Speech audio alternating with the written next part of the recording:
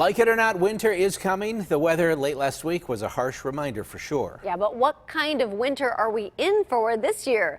Meteorologist Ray Petelin's here with his winter weather forecast. Ray. Yeah, the size. Be nice, be gentle. Yeah, a lot of people don't like to look forward to what is coming because we know it's winter and you get cold temperatures and you get snow in winter, even on mild winters. And if you think about how gloomy and how wet last winter was, well, the snowfall actually ended up being below normal. And as soon as we saw that first cold snap this fall, I got the #1 question that a meteorologist in Pittsburgh gets asked: what are we going to see this winter? As long as there's been winter, there's probably been someone trying to figure out how rough that winter's going to be. There's an abundance of old-fashioned ways to do this, old wives' tales, if you will, including a lesser-known one about a sunny October 9th. And for the record, this is what October 9th looked like this year in Pittsburgh. Amazing. Love it. It's beautiful today. Yeah. It's gorgeous. That's great until you hear that the legend claims sunshine on October 9th means the following winter will be very cold. I don't like that. I don't like that. Well, I'm a little disappointed now. Honestly, that's more coincidental than meteorological, so let's look at some of the old wives' tales that seek nature's advice for prognostication. Punxsutawney Phil gets a lot of forecasting credit, but there are other animals known for their forecasting, like the woolly bear or woolly worm. Supposedly in the fall, if they're a little bit on the darker side, that it means a worse winter. And if they're lighter, then it's a softer winter. This year, though, these woolly bears recently spotted in Harrison Township are telling two stories, one of a soft winter, the other of a hard one. So perhaps a mild start and rough finish. Looking to animal behavior might be more telling than hair color, though. Like if you see squirrels gathering lots of nuts, it supposedly means they're preparing for a rough winter.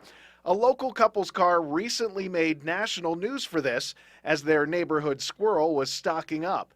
Big time. The trees are dropping lots of nuts too this year, which has often been seen as a sign of a difficult winter ahead. Now, these examples come from specimens in random places, and that could lead to random results. But what about animals that are under constant observation? Generally, these are cold-loving animals. Like the red pandas at the Pittsburgh Zoo and PPG Aquarium. Turns out they're looking a little different this fall. And they have a big, long, thick, furry tail. They're not as furred out as they normally are. Less fur would usually mean they aren't planning on needing as much heat as winter approaches. So it's probably an indication that at least our early winter isn't going to be as bad as perhaps last year's winter was. They can't predict things like, you get these vortexes that bring down cold weather from our polar caps, but I think in general, they're an indication that we may not have as cold weather coming up soon. We can even look to animals that don't like the cold for a clue, like this 430-pound alligator, which needs warm temperatures to maintain its own temperature and also needs to time out warm temps so it can digest food.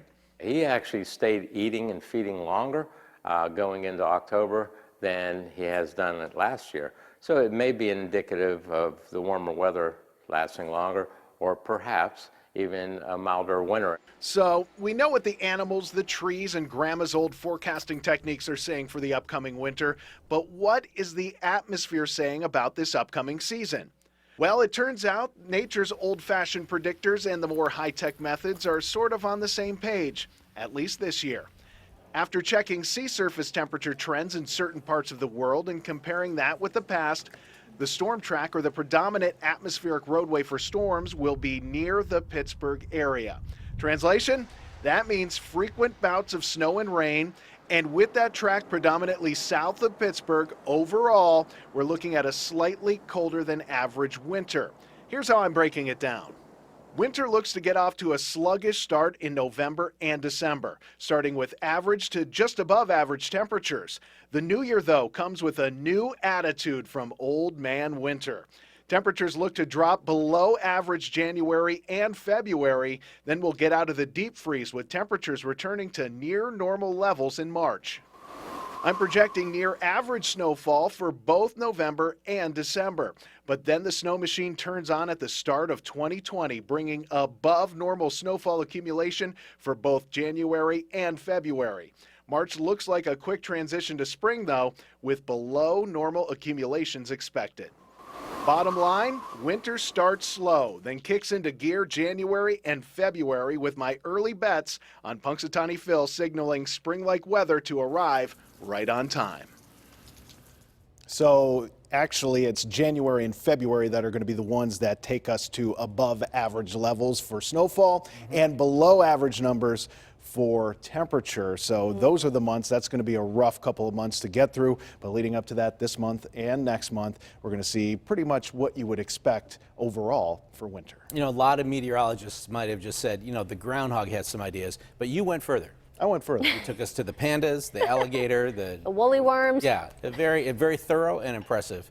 And I like the fact that we're getting a slow start. Nobody needs to rush into this. You did not mention Christmas.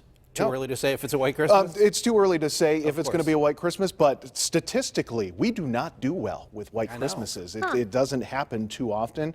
Maybe this year we can see if things line up for that. Check with the pandas. Check with the pandas. They know. I get the sense that they know. All But right.